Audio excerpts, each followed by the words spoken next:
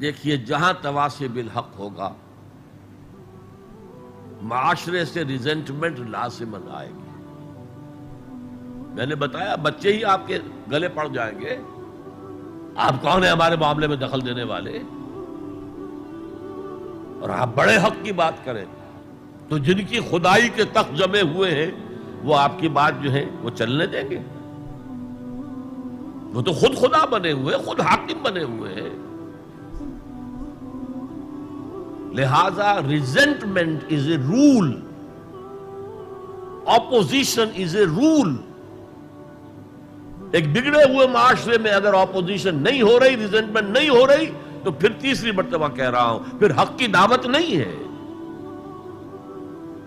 آپ نے اندر خانے کوئی معاہدہ کیا ہوا ہے اس باطل کے ساتھ، ہم تمہیں نہیں چھیڑیں گے، تمہاری دکھتی رگ پر ہاتھ نہیں رکھیں گے، بس ہم واز کہیں گے، پھر ٹھیک ہے. بلکہ وہ خود آپ کے گلے میں ہار ڈال دیں گے. وَتَوَاصَوْا بِالصَّبْرِ، صبر. یہ صبر جو ہے بہت سے معنی میں آتا ہے. صبر علی الاطاعہ، اطاعت پر صبر کرنا. شدید سردی کا موسم ہے، فجر کا وقت ہے، پانی گرم نہیں ہے، ٹھنڈا ہے، اس ٹھنڈے پانی سے بھی وضو کر کے نماز پڑھنا. یہ صبر علی الطاعہ، اللہ کی اطاعت پر صبر. مئی جون کا مہینہ ہے، روزہ سخت ہے، لمبا ترین ہے، صبر کرنا. وَهُوَ شَهْرُ الصَّبْرِ، حضور نے فرمایا تھا جب شعبان کے آخری روز آپ نے خطبہ دیا تھا، یا ایھا الناس قد اظلکم شہر عظیم، اے لوگو تم پر ایک بہت عظمتوں والا مہینہ سایہ فگن ہو گیا ہے. اس مہینے کی ایک ڈیفینیشن کیا تھی؟ وَهُوَ شَهْرُ الصَّبْرِ، وہ صبر کا مہینہ. ایک ہے صبر عن المعصیہ، معصیت کے مقابلے میں اپنے آپ کو روکے رکھنا. ٹیمپٹیشن ہے. زلیخا نے کیا نہیں کیا تھا حضرت یوسف کے ساتھ؟ یہ روکنا، تھامنا. قرآن مجید میں بھی الفاظ بڑے عجیب آئے ہیں. وَلَقَدْ ہَمَّتْ بِهِ وَهَمَّ بِهَا لَوْلَا أَن رَأَىٰ بُرْهَانَ رَبِّهِ. وہ عورت تو اس کی طرف بڑھی ہی تھی، وہ بھی بڑھتا اگر وہ اللہ کی کوئی برہان نہ دیکھ لیتا. کیا چیز اللہ نے اس وقت دکھائی ہے؟ جوان آدمی ہے، جوان رانا ہے، ایک عورت بدی کی دعوت دے رہی. روکنا، تھامنا اپنے آپ. اور پھر جب معاملہ آگے بڑھا، رب السجن احب الی مما یدعوننی الیہ، اے اللہ مجھے جیل خانہ زیادہ پسند ہے اس کام سے جس کی طرف یہ عورتیں مجھے بلا رہی ہیں. یہ صبر عن المعصیہ، صبر علی الطاعہ، صبر علی المعصیہ. لیکن ایک صبر وہ ہے جو اللہ کے دین کو قائم کرنے کی جد و جہد میں پرسیکیوشن کے مقابلے میں کرنا پڑتا ہے. جب مکے میں پرسیکیوشن ہو رہی تھی نوجوانوں کی، غلاموں کی، کنیزوں کی، جب صبر کرو، صبر کرو، جھیلو. جب حضرت یاسر رضی اللہ تعالی عنہ اور ان کی اہلیہ حضرت سمیہ رضی اللہ تعالی عنہ اور بیٹا عمار ابن یاسر ٹارچر کر رہا تھا، ابو جہل ان کو ٹارچر کر رہا تھا ہر طرح سے، کبھی جسم کا حصہ جلایا، کبھی کچھ اور کیا. تنگ آ گیا، کسی طریقے سے بھی کوئی کلمہ کفر کہنے کے لیے آمادہ نہیں ہوئی، نہ حضرت سمیہ اور نہ حضرت یاسر. حالانکہ شریعت میں اجازت ہے، جان بچانے کے لیے کلمہ کفر کہا جا سکتا ہے بشرطے کہ ایمان دل میں قائم رہے، برقرار رہے. لیکن عزیمت کیا، جان دے دو، کلمہ کفر نہ کہو. حضور پاس سے گزرتے تھے اور چونکہ حکم صحابہ کو یہ تھا، ورنہ میرے اندازے میں اس وقت کم سے کم 40 صحابہ موجود تھے مکے میں، وہ تکہ بوٹی کر دیتے ابو جہل کی. بعد میں جو ہوتا دیکھا جاتا. کیا 70 صحابہ احد میں شہید نہیں ہو گئے؟ تو اس وقت اگر چند صحابہ شہید ہو جاتے تو کون سی بڑی بات ہے. لیکن یہ ہے انقلاب محمدی صلی اللہ علیہ وسلم کا طریقہ کار، جس کی روح سے اس وقت صبر لازم تھا. اللہ اپنے رسول کو حکم دے رہا تھا، فاصبر کما صبر اولو العزم من الرسل. اے نبی، آپ کو یہ کوئی پاگل کہہ رہا ہے، کوئی مجنون کہہ رہا ہے، کوئی شاعر کہہ رہا ہے، کوئی ساحر کہہ رہا ہے، کوئی مسحور کہہ رہا ہے، کوئی جھوٹا کہہ رہا ہے، کوئی کہہ رہا ہے کہ انہوں نے ایک غلام اپنی کسی کوٹھڑی میں بند کر رکھا ہے جو عجمی ہے، جو تورات اور انجیل کا ماہر ہے، وہاں سے ڈکٹیشن لیتے ہیں اور ہم پر آ کر دھونس جماتے ہیں یہ اللہ کی وحی آئی. کیا کیا نہیں کہا جا رہا تھا. اور قرآن خود گواہی دیتا ہے، وَلَقَدْ نَعْلَمُ أَنَّكَ يَضِيقُ صَدْرُكَ بِمَا يَقُولُونَ. اے نبی، ہمیں خوب معلوم ہے کہ جو کچھ یہ آپ کے بارے میں کہہ رہے ہیں اس سے آپ کا سینہ بھجتا ہے، صدمہ ہوتا ہے، غم ہوتا ہے. یہی تھے جو مجھے الصادق اور الامین کہتے تھے، یہی تو تھے میرے قدموں تلے اپنی نگاہیں بچھاتے تھے. آج یہ مجھے شاعر، ساحر، مسحور، مجنون کیا نہیں کہہ رہے. اللہ فرماتا صبر کرو، وَاصْبِرْ عَلَىٰ مَا يَقُولُونَ وَاهْجُرْهُمْ هَجْرًا جَمِيلًا. صبر کرو جو کچھ کہہ رہے ہیں. وَاصْبِرْ كَمَا صَبَرَ أُولُو الْعَزْمِ مِنَ الرُّسُلِ. صبر کیجئے جیسے ہمارے دوسرے اولو العزم رسولوں نے صبر کیا. کیا حضرت نوح نے 950 برس تک صبر نہیں کیا؟ صبر کیجئے. وَاصْبِرْ وَمَا صَبْرُكَ إِلَّا بِاللَّهِ. صبر کیجئے اور آپ کا صبر تو اللہ ہی کے سہارے قائم ہے. یہ حضور کو تلقین ہو رہی، مکے میں یہ تلقین حضور کو ہو رہی ہے، مدینے میں اور مکے میں حضور پھر صحابہ کو تلقین کر رہے ہیں. جب ٹارچر ہو رہا تھا حضرت سمیہ اور حضرت یاسر اور حضرت عمار پر، بات کہتے میں جھجک ہوتی ہے. بیٹے کو، جوان بیٹے کو، عمار کو ایک ستون سے باندھ دیا گیا، ان کے سامنے ان کی ماں کو برہنہ کیا. حضور پاس سے گزر رہے ہیں اور کیا کہہ رہے ہیں؟ اصبروا یا آل یاسر فإن موعدکم الجنہ. اے یاسر کے گھر والوں صبر کرو، تمہارے وعدے کی جگہ جنت ہے، جنت میں تمہارے استقبال کی تیاریاں ہو رہی ہیں، صبر کرو. اور انہوں نے صبر کیا. حضرت سمیہ کے سامنے ابو جہل نے ایک چھوٹا سا بت کوئی پیش کیا. ایک دفعہ کہہ دو کہ ہاں اس میں بھی کچھ ہے، اسے بھی کچھ اختیار ہے، میں چھوڑ دوں گا تجھے. انہوں نے تھوک دیا اس بت کے اوپر اور غصے میں آ کر اس نے برچھا جو ہے، برہنہ تو کیا ہوا تھا، ان کے شرمگاہ کے اندر مارا ہے جو پورے جسم سے آر پار ہو گیا. یہ تھا صبر. اصبروا اصبروا اصبروا. پھر مدنی دور میں آ کر ایک دوسرا صبر شروع ہو گیا. اب جنگوں کا دور آیا، ہتھیلی پر جان رکھو اور باہر آ جاؤ. وَلَا تَقُولُوا لِمَنْ يُقْتَلُ فِي سَبِيلِ اللَّهِ أَمْوَاتٌ بَلْ أَحْيَاءٌ وَلَٰكِن لَّا تَشْعُرُونَ. يَا أَيُّهَا الَّذِينَ آمَنُوا اسْتَعِينُوا بِالصَّبْرِ وَالصَّلَاةِ. اے اہل ایمان، مدد حاصل کرو صبر سے اور نماز سے. إِنَّ اللَّهَ مَعَ الصَّابِرِينَ. یقیناً اللہ صابروں کے ساتھ ہے، صبر کرنے والوں کے ساتھ ہے.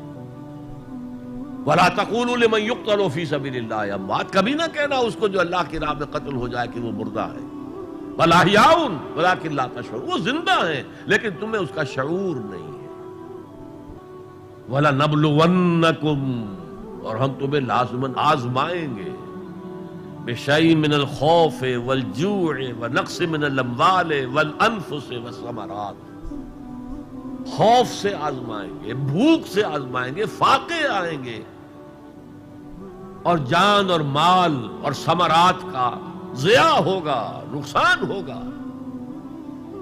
وَبَشِّرِ الصَّابِرِينَ الَّذِينَ إِذَا أَصَابَتْهُمْ مُصِيبَةٌ قَالُوا إِنَّا لِلَّهِ وَإِنَّا إِلَيْهِ رَاجِعُونَ. اے نبی بشارت دے دیجئے صبر کرنے والوں کو. صبر کرنے والے کون؟ جب ان پر کوئی مصیبت آئے، کوئی تکلیف آئے، کوئی آزمائش آئے تو وہ کہیں ہم اللہ ہی کے ہیں، اللہ ہی کی طرف ہمیں لوٹ جانا. یہ ہے وہ صبر کہ جو علی الابتلاء، امتحان پر صبر ہو رہا ہے. تو 3 صبر میں نے آپ کو بتائے. صبر علی الطاعہ، اطاعت پر صبر. صبر عن المعصیہ، معصیت سے روکنا. صبر کے معنی اپنے آپ کو تھامنا، روکنا. اسی کے معنی میں لفظ استقاموا جو میں نے آپ کو بتایا تھا، ان الذین قالوا ربنا اللہ ثم استقاموا، جمے رہے۔ جان جا سکتی ہے لیکن اس کلمہ ایمان سے ہم پیچھے نہیں ہٹ سکتے۔ اور پھر جو بھی آزمائشیں آئیں برداشت کرو، جھیلو، اور آپس میں ایک دوسرے کو صبر کی وصیت اور نصیحت کرتے رہو۔ ہو سکتا ہے کسی کی ہمت جواب دے رہی ہو، اس کا حوصلہ بڑھاؤ، اس کے سامنے مثال پیش کرو، خود صبر کر کے۔ خربوزے کو دیکھ کر خربوزہ رنگ پکڑتا ہے۔ جماعت زندگی کی یہ برکات ہوتی ہے۔ کونوا مع الصادقین، صادق لوگوں کے ساتھ رہو، جڑے رہو، تاکہ تمہارے اندر اگر کبھی کوئی کمزوری کا پہلو آئے تو اللہ تعالی اس جماعتی زندگی کی برکت کے طفیل سے تمہیں اثر نو کمر ہمت کسنے کی توفیق عطا فرمائے۔ یہ ہے اس سورہ مبارکہ کا ذرا گہرائی میں اتر کے تجزیہ۔ اب یہ نوٹ کر لیجئے کہ یہ چار چیزیں چار پلرز کے مانند ہیں: ایمان، عمل صالح، تواصی بالحق، تواصی بالصبر۔ ان میں متوازن انداز میں ترقی ہونی چاہیے۔ میں نے مثال دے دی، ایک شخص انتہائی نیک، انتہائی نیک، انتہائی نیک، لم یعصک طرفۃ عین، اے اللہ اس شخص نے تو پلک جھپکنے جتنی دیر بھی معصیت میں بسر نہیں کی، لیکن تواصی بالحق اور تواصی بالصبر نہیں ہے تو وہ سارا عمل زیرو۔ اقلبھا علیہ وعلیہم۔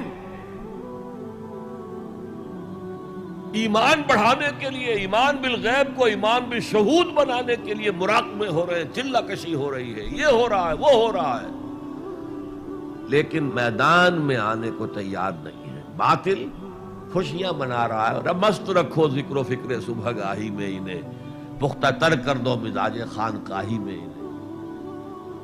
انہوں نے ہمارے لیے کھلا میدان چھوڑ دیا، لگے ہوئے خانقاہوں میں، نکل کر خانقاہوں سے ادا کر رسم شبیری کہ رسم خانقاہی ہے فقط اندوہ دل کی نہیں۔ میدان میں آؤ۔ والعصر ان الانسان لفی خسر الا الذین آمنوا وعملوا الصالحات وتواصوا بالحق وتواصوا بالصبر۔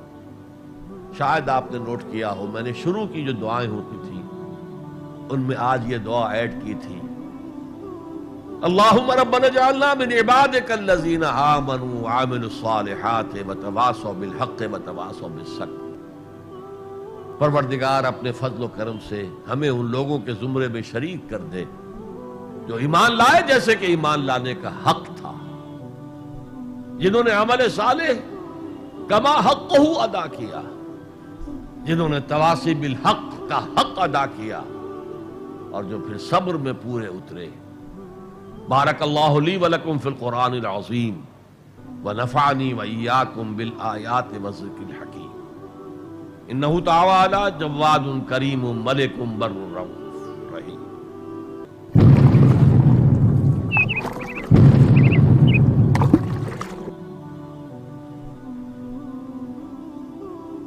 جزاک اللہ ڈاکٹر صاحب۔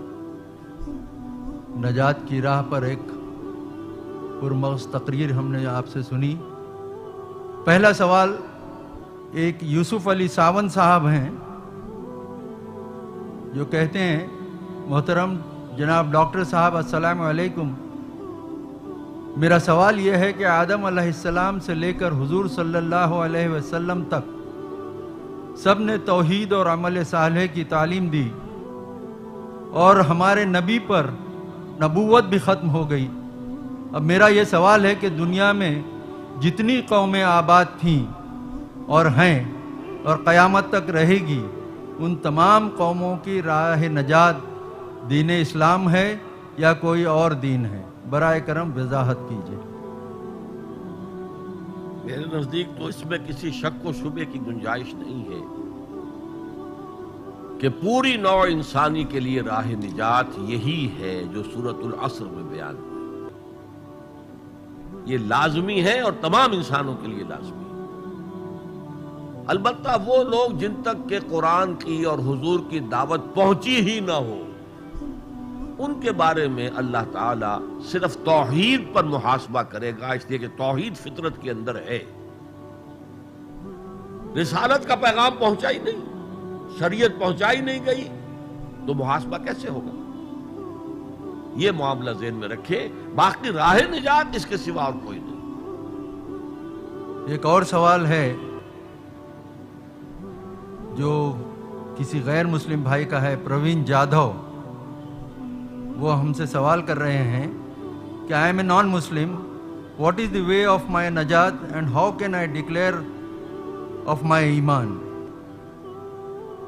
Very easy. I told you in the beginning that to become a Muslim you have only to testify. I testify that there is no God except Allah. And I testify that Muhammad is his messenger and prophet. You become a Muslim. And then you try to go deeper and deeper and deeper into Iman, so that it becomes a conviction with you, conviction about the existence of God, conviction about the Ba'as ba'd al-maut, resurrection, conviction about the hereafter, conviction about the institution of prophethood, conviction that the prophethood came to an end on Muhammad sallallahu alaihi wasallam and reached its climax in his personality, etc., etc. So this will add and go on deepening your faith or your iman or your conviction.